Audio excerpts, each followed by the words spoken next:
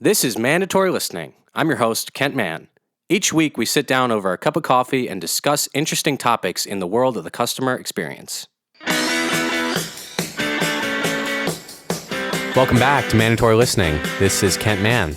I'm joined with Emily Glaser. Glaser. Jeez, that was bad. That was bad. It's I'm okay. sorry. It's only been 3 or 4 years. But you know, everyone stumbles over it. So it's not, you're not alone. Maybe I should have listened to the few we did in the past to get and some practice just Glaser. Yeah, get some pronunciation. Is there a Z in there? There should be. A Q? I don't know. Yeah. I do see it spelled with a Z pretty often, but not mine. No. So if you could do the phonetics for it, how would you do it? Oh, wow. I don't know. I'd have to think that one over. Glay. Z. ER, yeah. Okay, this has been Mandatory Listening's weekly English lesson. So we wanted to do a little icebreaker about local coffee shops here and just working in coffee shops, and that'll lead us right into the topic. Yeah. So you work from, some of us work remotely in the Man Group. Mm-hmm.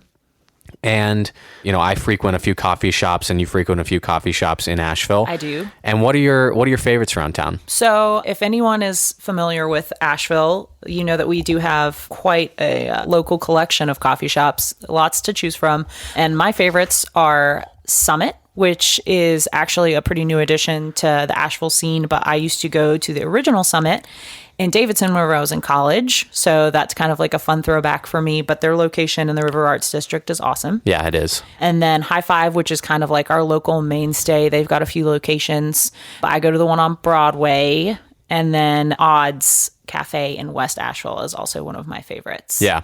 So what's it like working at a coffee shop? Do you like that? Do you thrive on having a bunch of people around you, that kind of frenzy? Yeah. Especially in the morning? I live alone, and I live fairly remotely in the country. And so for me, like working at home can be really stifling just because like a lot of the time I don't have a reason to leave. So I kind of need to create a reason to leave and to be around other people.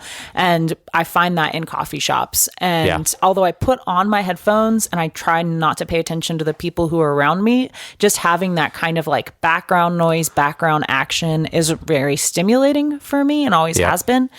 So I think it's a good work environment. Yeah. And another thing I like about Summit in the River Arts District is that there's a big section outside and it's kind of close to 12 Bones, which is a really good barbecue restaurant. So there's a ton of people. Yeah. And I like to sit like near the window so you can see outside.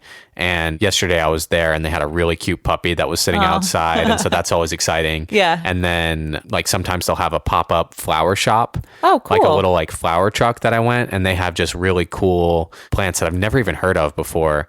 And it's some woman has it there. And do you know what it's called? I don't know what it's called, but I'm on their email list. And so I saw that they were, went one day. And so I think at like noon. Yeah. And so I just went there a little early to see them set up the flower shop. So that was pretty cool. That's little cool. Plant. Yeah. Wow. Little plant thing. Yeah. Now I learned something new today. Yeah. So what's your blend of coffee type, or if you're ordering something, what's your go-to? It really depends. Lately it's been iced coffee because it's been very warm. Yeah. So iced coffee is a good go-to for me. If it's wintertime, I tend to go with an Americano. Oh yeah. I think I've been burned one too many times on an Americano. Like literally, like you burn your mouth? Yeah, burn my tongue. Yeah, no. Yes, I have been burned. But you get a really bad Americano and it makes you not want to have it anymore. That is actually very accurate. And I think I've had the last 3 of them have been pretty bad. Yeah. And so I've just stayed away from it. And I think I mentioned on a podcast a few weeks ago the cappuccino. I've been doing a dry cappuccino and I've never been a fan of like lattes or things with milk in them, but the cappuccino just does it for me right now. Yeah. Yeah. They always feel really indulgent to me. They are. It's almost like a dessert. Yeah, exactly. So I tend to steer away from them because usually like if I'm doing coffee at a coffee shop, especially, it's kind of like an afternoon pick me up. Like I needed that change of location. Yeah. And so I've already like eaten lunch usually and like want something lighter that's just going to be like, get me going. Yep. So like a super basic coffee drink. Yeah. I mean, I think a cappuccino for me, I could probably have after dinner and it would feel like a total dessert. Yeah. And what about, we were talking before the podcast about the really like citrusy bitter blends they're doing these days. And I think we should talk about that. We should talk about how we're not fans. We don't, if you're a coffee roaster. Yeah. listen to the people. I'm not Yeah. into it. Yeah.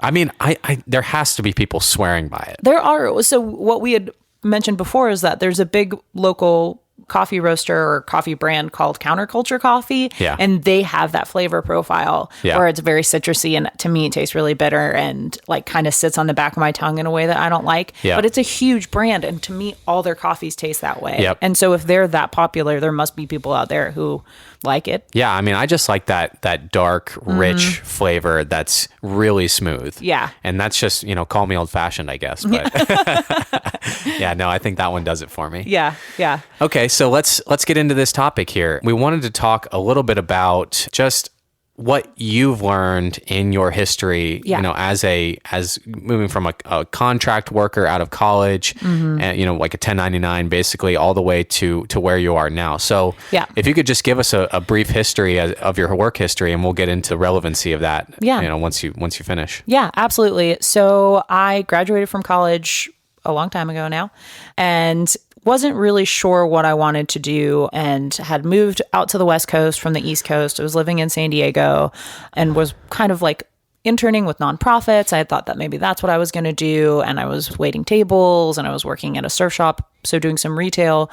And I think what I had always wanted to do was to write. But traditionally, that's not something that people tell you is a viable career choice, even for someone who has like an English degree from a pretty good liberal arts college. Like, it still just wasn't something that we were even told then was a path that we should try to take. Yep. And so I was in San Diego, and I'm doing all these different things, and I'm not really finding satisfaction in any of it.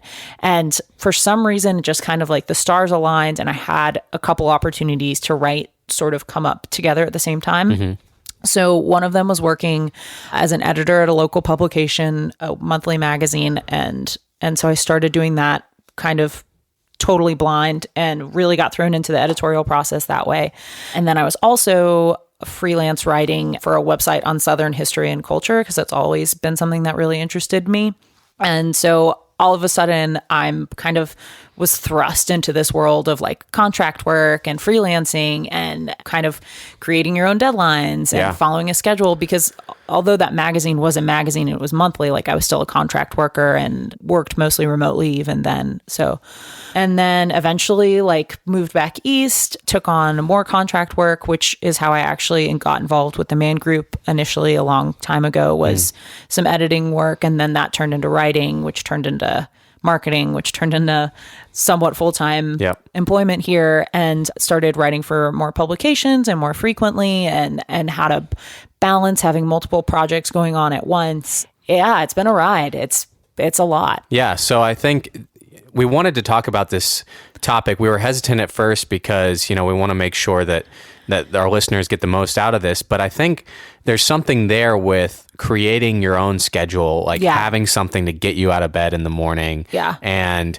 you wake up every morning. A lot of managers, a lot of owners wake up and they have all of these things that just are pressing their door down, basically, like pushing their door down to work on immediately. But then a lot of the things that they really care about and really want to create, they have to, schedule their own time for, or create your own agenda. And so, what gets you out of bed in the morning if you're working remotely? How do you find that routine to, I'm not going to sleep until 10 today, like what, because it's really important, especially, I just really feel strongly that you have something to get you out of bed in the morning. Yeah. Yeah. And so whenever I first moved to Asheville, that was whenever I sort of jumped into doing contract or freelance work full time, and didn't have like a literal job that would get me out of bed. And that was the moment, that was the year that I learned how to do that. Yeah. So whenever I first moved here, I would sleep until 10 o'clock every day, and like get up and chill out for a while and go to the gym, which means I wasn't working until like 1 o'clock in the afternoon, which is not a productive schedule. And so I think what I learned that year was placing a lot of value in actually having time that you get up. Yep.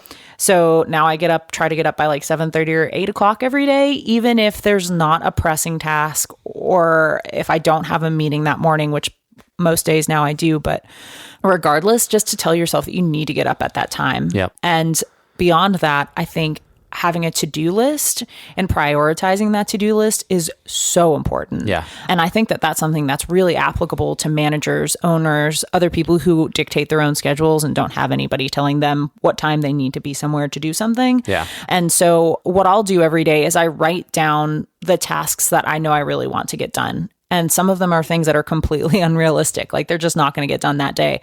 But I put them down in small tasks, little like big ones, everything in between.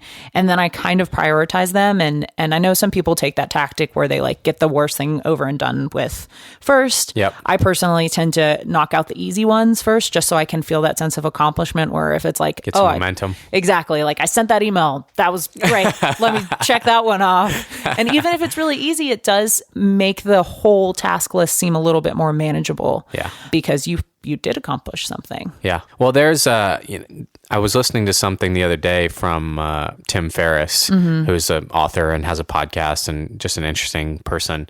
And he was saying that, when you have a to-do list or if you have to be this, have an entrepreneur schedule, week to week, if you look at your task list, there's probably something on that task list that's causing you 80% of your anxiety. Something like a majority of your anxiety is from one task. Yeah. And so if you can just get that or whatever steps you can take to work on that piece, that's, a big accomplishment, but there's something really satisfying about actually checking something off. Oh yeah. And so if you're mulling over this one thing that you have to get done in 30 days or something like that, but you have 6 other tasks that you could do today, you should start with those and then begin working on spend the rest of the time working on that. So that way you have some momentum going into it. Yeah. So what are some ways that you prioritize your schedule? How do you physically prioritize it besides just let me knock out the easy ones first? Yeah. I think another thing that I do, and I think you do this too, I think all of us do this because none of us have like a very strict 9 to 5 schedule, is considering what times of day you work well on different things. Yeah. Which that's not very well phrased, but like I know that I have like prime work hours, right? And I'm also very flexible within my schedule. Yeah. So I know that whenever I wake up first thing in the morning, like that's a good time for me to write. Yeah. So if I'm working on newsletter content or something, which I've been working on this week, like that's something that I'll do first thing in the morning because I know that that's when my brain responds well to that kind of activity. And then late after or mid-afternoon is generally kind of a slower period for me. So if there's anything that's a little bit drier or more straightforward or design work, I'll do design work. If I'm working on like a one sheet for us, I'll do that kind of mid-afternoon because it doesn't require that writing part of my brain. Yep. And it requires that other part of my brain. Yeah. And then like I know people who are like, oh, it's 5 o'clock, I'm done. Yep. I'm checking out. And like, no, I do not do that because I know that there are like, if I have the opportunity to get work done well at night, like I'm always going to take that. Right. And that's also a different kind of work. Like I don't really usually write well at night. Yep. So that can kind of be knocked out, but there are other projects that I know I do well in the evening. And so I guess I don't know if that's necessarily a way of prioritizing tasks as it is like cultivating self-awareness for your own like strengths. Yeah. At different times of the day. Yeah. And it's interesting too, because I know on certain days that, if I'm going to go for a run in the morning or if I'm going to go to the gym in the morning or, if I have something in my refrigerator that I'm going to make for dinner that evening. Yeah. Like that changes the way I schedule my day because, I'm not going to go try and do some really mentally exhausting task, right after I finish working out or right after I finish a run. I'm going to probably wait a few hours after I eat breakfast. So that means I'm going to have to wake up a little earlier. Yeah. So yeah, I mean, how did you discover that writing for you was better for you in the morning? I think it was just a process of trial and error. Yeah. So I mean, there are like, I do check emails first thing in the morning, but like some of those more menial tasks that I've found that I was wasting time on those first thing in the morning, and that by the time I'd get around to writing, I'd kind of feel drained just from doing minute tasks. Yeah. So it really was just a process of trial and error. And I think that's how all of this works. Right. Right. So this is a hard thing for a lot of people to do when there is other things filling up, 90% of your headspace. Yeah. And so what are some ways that you can communicate or give tips to people that have like, let's say they do have a 9 to 5 job, but they also have to get this other thing done. Like, let's say, if you're managing a store, or if you're managing a team of people, but then also you have to create like a marketing initiative outside of the framework. Yeah. How do you find the time to do that? Yeah, I think it is a matter of kind of delineating whatever you need to do to delineate those two different tasks into two different kind of mindsets. So for someone like me or you, that means I go to a coffee shop if it's time for me to switch gears. Yeah. And I think that that's somewhat applicable in that same context. Like, so yes, you're running your shop, you're working 9 to 5, you're like managing employees, but also you need to be considering this marketing task. I think maybe then what you do is set aside those hours, ask not to be disturbed, and close the door, and just kind of delineate whatever you need to do, if it's a literal or a metaphorical shift. Instigate that. Yeah, like close the door, yes, so to speak, like even in your brain, like close the door so that way you can sit and focus. And so would you recommend like physically doing it within your normal job hours, or would you say, you know what, I'm going to have to do this weekend, or I'm going to have to, schedule another time to do this? Yeah, it depends on what kind of person you are. Yeah. Some people are good at shifting gears quickly. And if you're not, that's okay. And acknowledge that and give yourself the space to do it well. Yeah. Right? Don't try to force yourself to do that work within those hours if it's just not working. And also sometimes like, you just have to acknowledge that right then at that moment isn't the time. Like I come across that with writing a lot, because I do still write articles sometimes outside of the main group. And whenever I have to, like, that's a different process for me. And if my brain's in the man group and then like I try to transition to writing about like flower farms, it's very different. And sometimes you just need to acknowledge that right now isn't the time, and you need to create a different space for yourself at a different time to get that done. So I guess just like cultivating forgiveness with yourself also whenever you're not as efficient or proactive as you would love to be at that moment. Yeah. And really just acknowledging, for anyone who's in the entrepreneurial role, or at least has to have some segment of their job be entrepreneurial, realizing that if you're not in a place that's allowing, or, having that creative flow, or that moment where you feel that, you can just sit down and do this. Yeah. It's okay to just let it go for today. Exactly. Or let it go for a few hours and just go outside. Or I find that like just like stepping outside and it allows me to just forget about everything for a few minutes and then come back. And it seems like that part of my brain opens up in a different way. Yeah, exactly. There's this thing called, I think it's called grounding, where you literally walk outside and like touch the ground with whatever part of like your body you can. So if it's just your feet, and this actually is really, you could do this regardless of the context that you're working in. Like if you're a retailer, go outside, take your shoes off, and put your feet in the grass. Yeah. And if you're in a position where you can lay down in the grass or something, like that's great, do it. And it sounds so cheesy, and like, obviously I'm becoming an Ashevillean because I'm like, this totally works. Just in touch with the ground. But it does. It's just something about like giving yourself that space to kind of break off and restart. Yeah. And that is a really helpful way to do it. Yeah. It's just a new sensation that if you're stuck in a certain spot in your brain, it just allows it to be like, oh, that's a new sensation. Let me just forget about all that stuff for a second. Let me just focus on the fact that there's grass under me right now. Yeah. Yeah.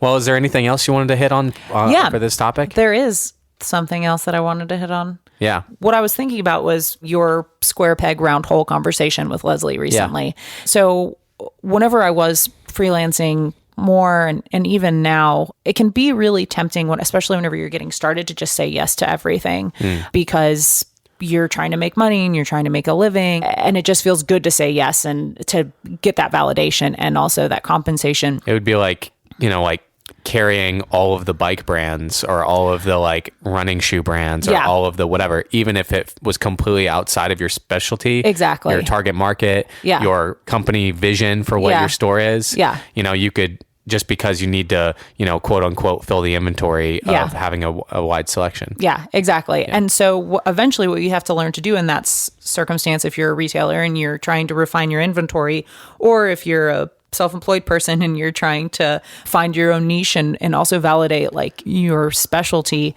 is learn to say no. Right. And that goes into that square peg round hole thing. It's like there are tasks that you're going to be really good at, and there are tasks that you're just not going to be really good at. And learning how to delineate between those and prioritize them and say yes or no to different tasks is something that I really struggled with for a long time. And I feel like I'm kind of at that point now where I do know how to say no. Yeah. What if you're just starting and you have this, let's say it's either an agenda or a task list or a potential clientele or whatever it is? How do you determine this is my area, this is my niche, this is what I'm going to spend the rest of my time on, and I'm going to say no to everything else because I need to focus on this, focus on my strengths? Yeah. It's the things that get you excited.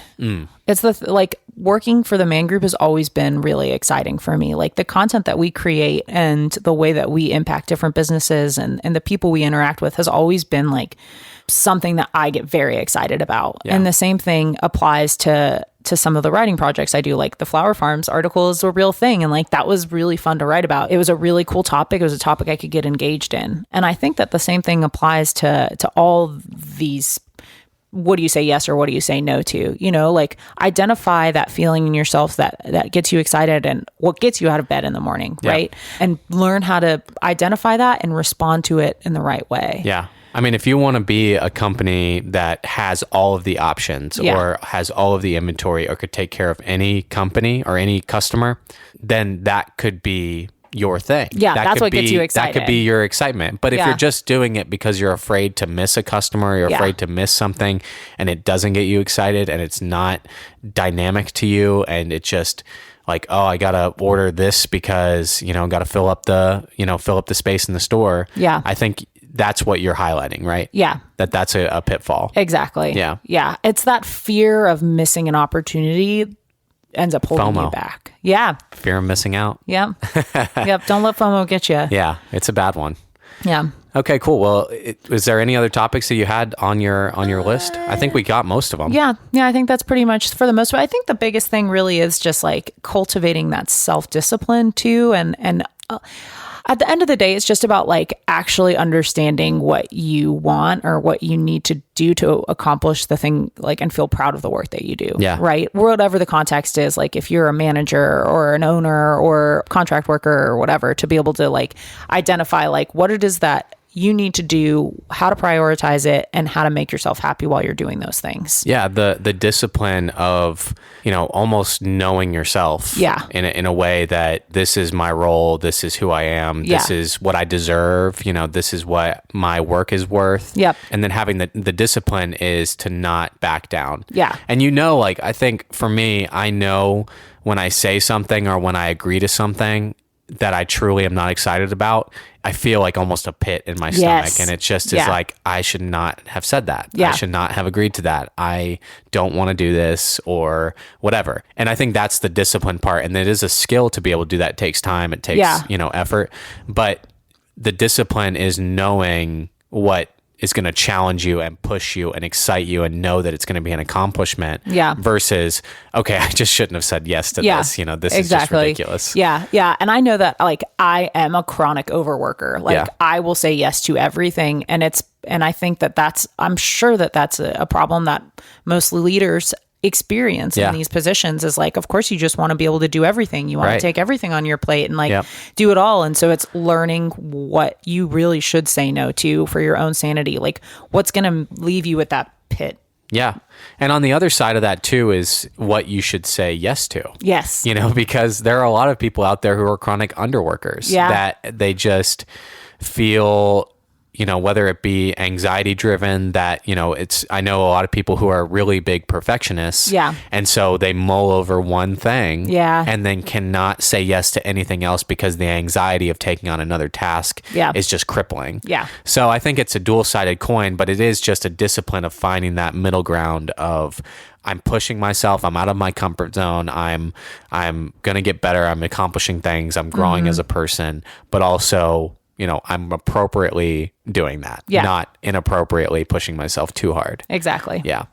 Well, cool. I think this was an interesting topic to talk about and discover some things. And it was interesting to hear about your history and how you got here. And I'm sure everyone's was curious about how you got here and what your role is. But I think you do kind of everything. I do kind of do everything now. Yeah.